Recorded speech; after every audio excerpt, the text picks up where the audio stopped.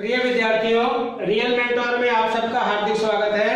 आज हम कक्षा 9 विषय हिंदी की पाठ्य पुस्तक क्षितिज भाग के काव्य खंड का अध्याय 11 जिसका शीर्षक है सवैये और इसके कवि है रसखान। तो रसखान द्वारा रचित सवैयों का अध्ययन इस पाठ में हम करेंगे। सबसे पहले कवि का परिचय बता दें आपको कि कवि रसखान का मूल नाम सैयद इब्राहिम था। रसखान इनका उपनाम था। इनका जन्म सन 1548 में हुआ और निधन सन 1628 ईस्वी में हुआ। कवि रसखान श्री कृष्ण भक्ति के कवियों में अपना प्रमुख स्थान रखते हैं। इन सवैयों में कवि रसखान ने श्री कृष्ण के प्रति अपना अनन्य प्रेम, अनुराग और समर्पण का भाव व्यक्त किया है। इस सवैये का संकेत है मानुष हो तो वही रसखान, कुल कदम की डालन। ये अंतिम पंक्ति है, ये प्रारंभिक पंक्ति है कि मानुष हो तो वही रसखान, बसे ब्रज गोकुल गांव के ग्वारण, जो पशु हो तो कहाँ बस मेरो, चरो नित नंद की धेनु मजारण। तो ये कुछ पंक्तियां, इसकी 4 पंक्तियां हैं। प्रथम पंक्ति का प्रारंभिक वाक्य है ये और अंतिम पंक्ति का ये वाक्य है। तो अब इसके हम भावार्थ करते हैं। कवि रसखान हर दशा में अपने आराध्य श्री कृष्ण का सामीप्य पाने की इच्छा रखते हैं। यानी वो चाहते हैं कि मैं हर जन्म और हर योनि में श्री कृष्ण के आसपास ही रहूं, उनकी जो यादें हैं उनके आसपास ही रहूं, ऐसी भावना उन्होंने व्यक्त की है। कहते हैं कि यदि मैं अगले जन्म में मनुष्य योनि में जन्म लूं तो मेरी इच्छा है कि मैं ब्रज के गोकुल गांव का एक ग्वाला बनकर निवास करूं।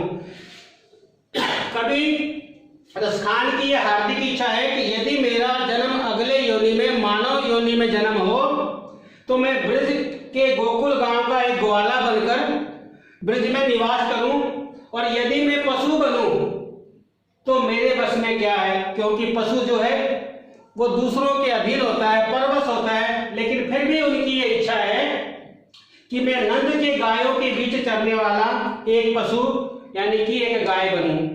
कवि कहता है कि यदि मैं पत्थर बनूं तो उसी गोवर्धन पर्वत का पत्थर बनूं जिसे श्री कृष्ण ने इंद्र के प्रकोप से बचने के लिए, ब्रजवासियों की रक्षा के लिए छत्र के रूप में अपने हाथ पर धारण किया था।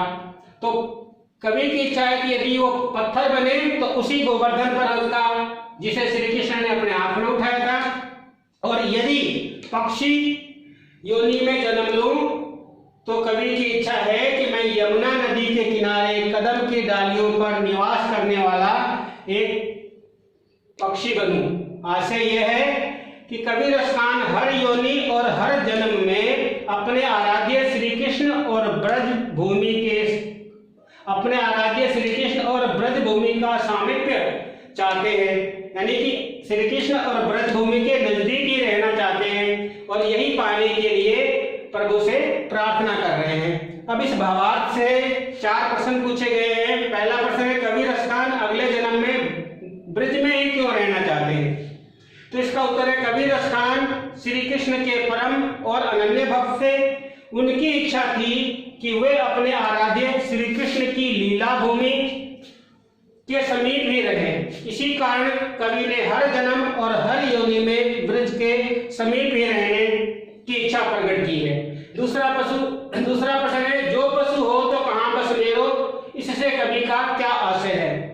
तो इस पंक्ति से कवि का आशय है यह है कि मनुष्य जो है वो सचेतन प्राणी है। वह अपनी इच्छाएं जो है सरलता से पूरी कर सकता है, परंतु पशु प्राय दूसरे के बस में होता है, वह अपनी इच्छा को बदला नहीं सकता।